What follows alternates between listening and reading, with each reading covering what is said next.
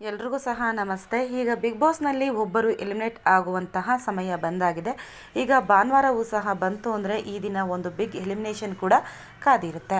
ಈಗ ಬಿಗ್ ಎಲಿಮಿನೇಷನ್ನಲ್ಲಿ ನಾವು ನೋಡಿದ್ದೀವಿ, ನಿನ್ನೆಯಷ್ಟೇ ಗಿಲ್ಲಿ ಹಾಗೂ ಧನುಷ್ ಅವರು ಸೇವ್ ಆಗಿದ್ದಾರೆ.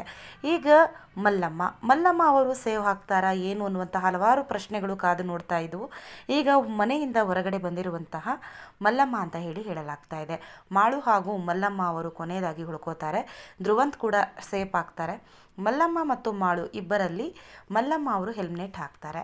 ಮಲ್ಲಮ್ಮ ಅವರು ತುಂಬ ಒಳ್ಳೆಯ ಅವರು ಚೆನ್ನಾಗಿ ಆಟ ಆಡ್ತಾ ಇದ್ರು ಕೂಡ ಮಲ್ಲಮ್ಮ ಅವರ ಜೊತೆ ಬೇರೆ ಯಾವುದೇ ಸ್ಪರ್ಧಿಗಳು ಸಹ ಬೆರೀತಾ ಇಲ್ಲ.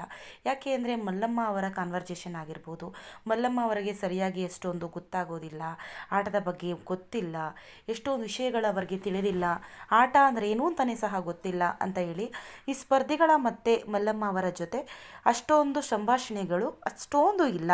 ಅದಕ್ಕಾಗಿ ಮಲ್ಲಮ್ಮ ಅವರು ಈ ಬಿಗ್ ಬಾಸಿಂದ ಹೊರಗಡೆ ಬಂದಿದ್ದಾರೆ ಅಂತ ಹೇಳಿ ಹಲವಾರು ಪ್ರಶ್ನೆಗಳು ಮೂಡ್ತಾ ಇವೆ. ಕಿಚ್ಚ ಸುದೀಪ್ ಅವರು ಮಲ್ಲಮ್ಮ ಅವರಿಗೂ ಸಹ ವಿಶೇಷವಾದಂತಹ ಸ್ಥಾನವನ್ನು ಕೊಟ್ಟಿದ್ದರು.